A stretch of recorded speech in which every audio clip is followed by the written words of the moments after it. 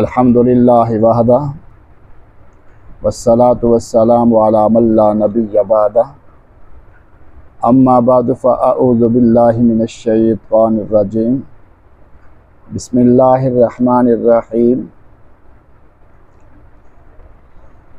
ला तुब्तिलू सदक़ातिकुम bill मन्नि वल अज़ा।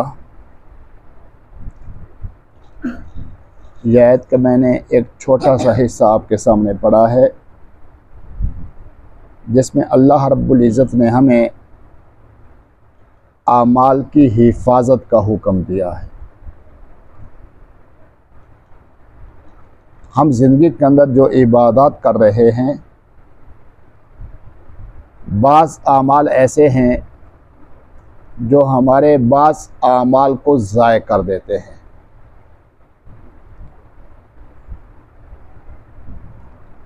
और बाज़ आमाल ऐसे हैं जो पूरी ज़िंदगी के आमाल को ज़ाय कर देते हैं। इसलिए हमें ये कोशिश करनी है कि हमारे आमाल महफूज रहें, हमारा कोई अमल भी ज़ाय ना हो। हमारे वो आमाल, वो काम के जैसे ज़िंदगी के बाज़ आमाल ज़ाय होते हैं, वो आमाल ये हैं कि हमने किसी पर एहसान किया, किसी के साथ नेकी का मामला किया और फिर उस पर उस एहसान को जितलाने लग गए कि हमारे बड़े तुम्हारे बड़ों को खिलाया करते थे, तुम हमारे डेरे पर चाय पिया करते थे, हमारे बड़ों ने तुम्हारे ऊपर एहसानात किए, अब तुम हमारे सामने बोलते हो।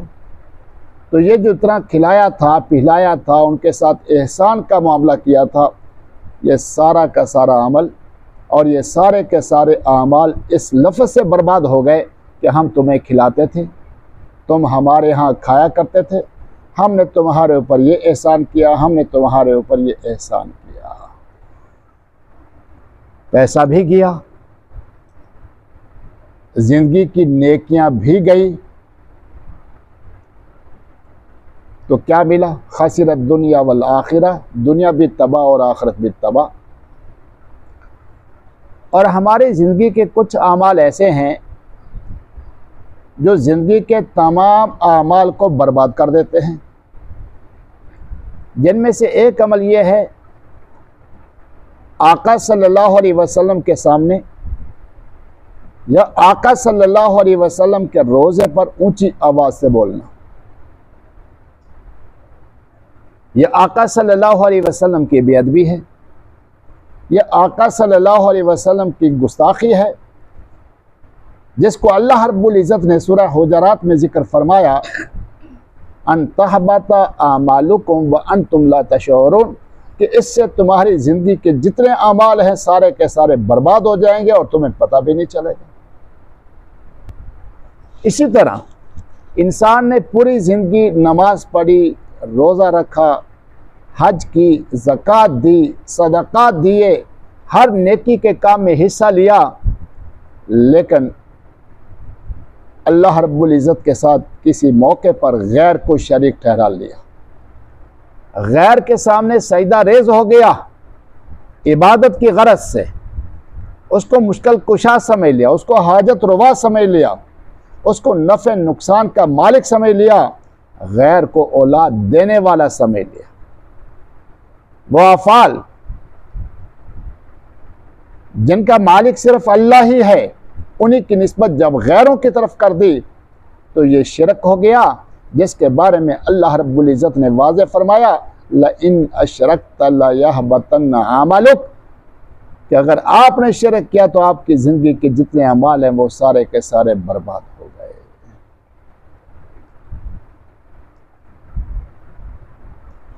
जिस तरह ईमान कबूल करना ज़िंदगी की जितनी बदअमालियां हैं उन सब को ख़त्म कर देता है, इसी तरह शिर्क करना ज़िंदगी के जितने नेक अमाल है उसको बर्बाद कर देता है।